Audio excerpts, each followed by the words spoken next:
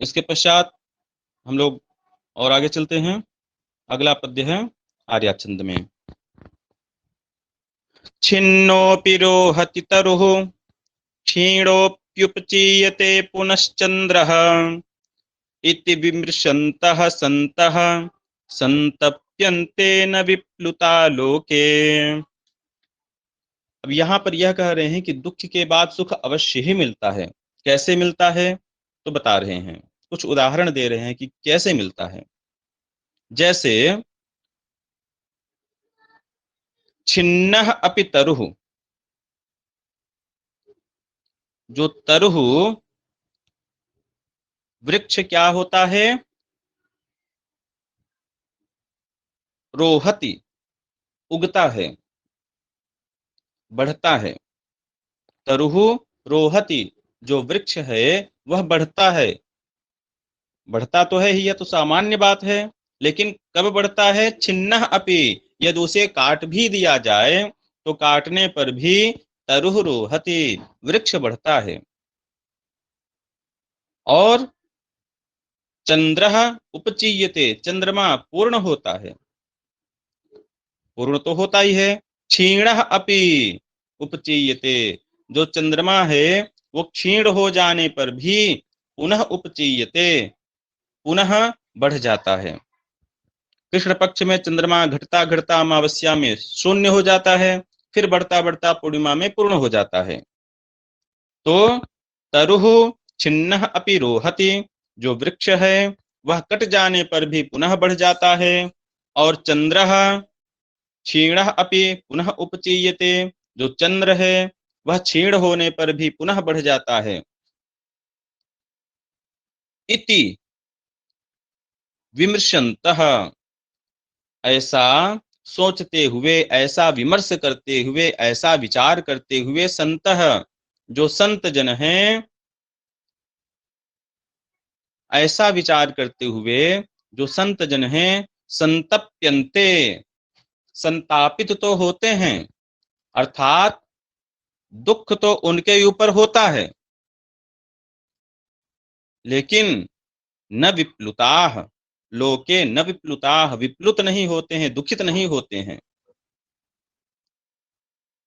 ठीक, विप्लुताः लोके न सत्यम न सत्तप संतप्यन्ते।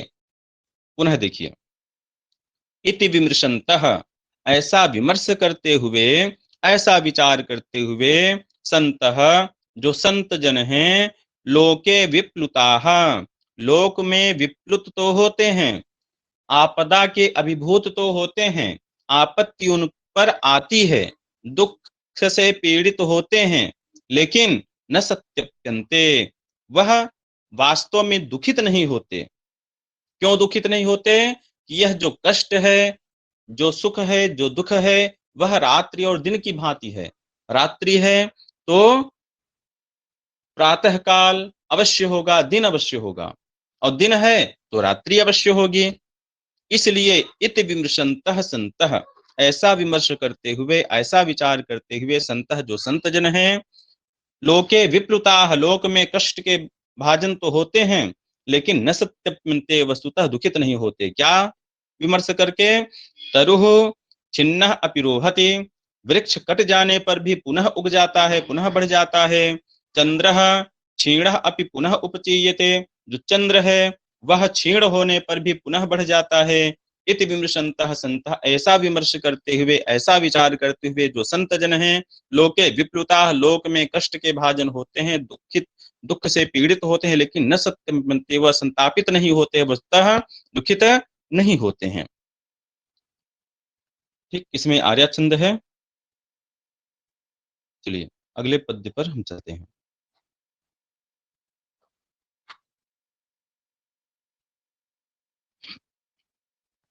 ऐश्वर्यस्य विभूषणं सुजनता, शौर्यस्य वाक् संयमो, ज्ञानस्योपशमः श्रुतस्य विनयो, वित्तस्य पात्रे व्ययः, अक्रोधस्तपसः क्षमा प्रभवितुर्, धर्मस्य निर्व्याजता, सर्वेषामपि सर्वकारणमिदं शीलं परम भूषणम। अब इसमें कहते हैं कि किस गुण के रहने पर उसका विभूषण क्या होता है, उसके बारे में बताते हैं। तो चलिए देखते हैं। ऐश्वर्यस्य विभूषणम सुजनता। सुजनता ऐश्वर्यस्य विभूषणम। जो सुजनता है, सज्जनता है, वह ऐश्वर्य का विभूषण है।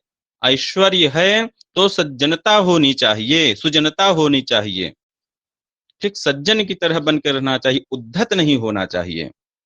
तो सज्जनता सुजनता यह ऐश्वर्य का विभूषण है। ऐश्वर्य अर्थात सुख संपत्ति से युक्त होने पर सज्जन बनकर रहना चाहिए, सज्जन होना चाहिए, सुजनता दिखानी चाहिए।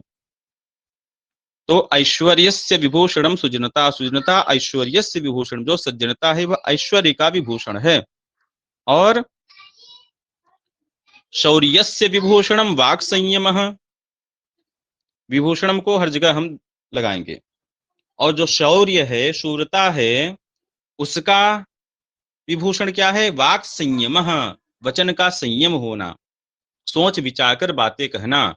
आप शूरवीर हैं, बहुत बलवान हैं, तो उस समय जो वाणी आपके मुख से निकले वह सोच विचार करके निकले। तो वाक् संयमः, वचन का संयम होना, यह शूरता वीरता का विभूषण है। और ज्ञानस्य उपशमः। ज्ञान का जो विभूषण है वह क्या है? उपशमः। उपशम होना, शांति प्राप्त करना। ज्ञान प्राप्त करने के पश्चात शांति होनी चाहिए। तो ज्ञान का विभूषण क्या है? शांति। और श्रुतस्य विनयः। श्रुत शास्त्र पढ़ने का जो विभूषण है वह क्या है? विनय है। ठीक, विद्या ददाति विनयम। विद्या क्या देती है? विनय देती है, उद्धता नहीं देती है। तो विद्या से विनय आता है। तो श्रुतस्य शास्त्र पढ़ने का विभूषण क्या है? विनयः, विनय। यह विनयो है, वही हस्य च और गुण। इसके पश्चात वित्तस्य पात्रे व्ययः। जो वित्त है, जो धन है, धन का विभूषण क्या है? पात्रे व्ययः, पात्र में दान करना। सतपात्र, जो उसके योग्य है, जो हम दान देने जा रहे हैं उसके जो योग्य है, लेने का जो अधिकारी है, उसको दान देना, यह क्या है? धन का विभूषण। यत्र तत्र कहीं पर भी धन का व्यय नहीं कर देना चाहिए। धन की उपयोगिता जहां पर हो वहीं पर उसका खर्च करना। तो वित्तस्य पात्रे व्ययः, धन का सतपात्र को दान देना, यह क्या है? धन का विभूषण है। और अक्रोधः तपसः। तपसः यह षष्ठ्यंत पद है। तपस्या का विभूषण क्या है? तपस्या का विभूषण है अक्रोधः, क्रोध रहित होना। तपस्या का विभूषण है क्रोध रहित होना। क्रोधवान भी है, तपस्या भी कर रहे हैं, तो क्या लाभ? तो तपस्या का जो विभूषण है वह क्रोध रहित होना, क्रोध नहीं करना, यह तपस्या का विभूषण है।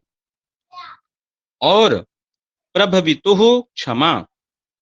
जो प्रभावशाली हैं, जो प्रभुता संपन्न हैं, अर्थात सब कुछ करने में समर्थ हैं, ऐसे व्यक्ति के लिए विभूषण क्या है? क्षमा। अर्थात वह किसी भी को भी कोई भी दंड दे सकते हैं, लेकिन सहनशीलता उनका विभूषण बन जाता है। प्रभवितुः क्षमा। जो प्रभावशील हैं, जो प्रभुता संपन्न हैं, उनका विभूषण होता है क्षमा, सहनशीलता। और धर्मस्य निर्व्याजता। जो धर्म है, धर्म का विभूषण है निर्व्याजता, अर्थात निश्चलता, आडंबर शून्यता। आडंबर शून्य होना, निश्चल होना, यह धर्म का विभूषण है। और इसके पश्चात कहते हैं कि सर्वेषामपि सर्व कारणम। सभी का जो कारण है, यह जो विभूषण इतने बताए गए हैं, इन सभी का कारण है इदम शीलम, यह शील, यह जो सच्चरित्रता है, यह क्या है, परम भूषणम, परम भूषण है, सबसे भारी भूषण है। ठीक, जितने भी ऊपर विभूषण बताए गए हैं, सभी का कारण अगर सच्चरित्रता है, तभी यह सब विभूषण आएंगे, अन्यथा नहीं आ सकते।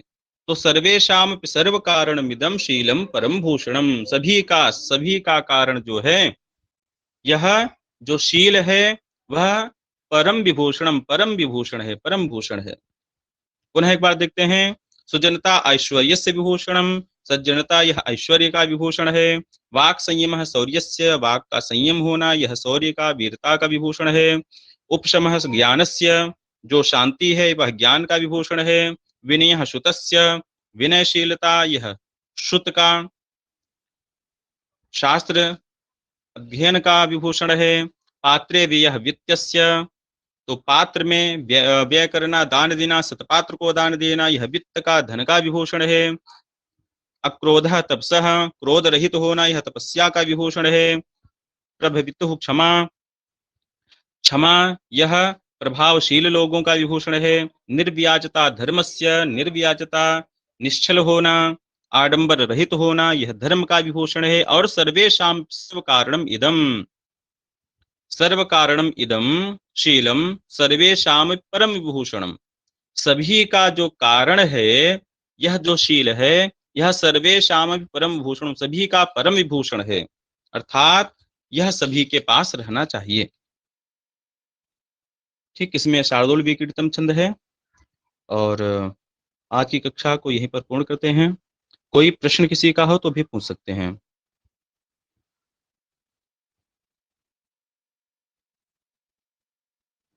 ठीक है, तो कक्षा को यहीं पर पूर्ण करते हैं। सर्वेभ्यो नमो नमः, धन्यवादाः।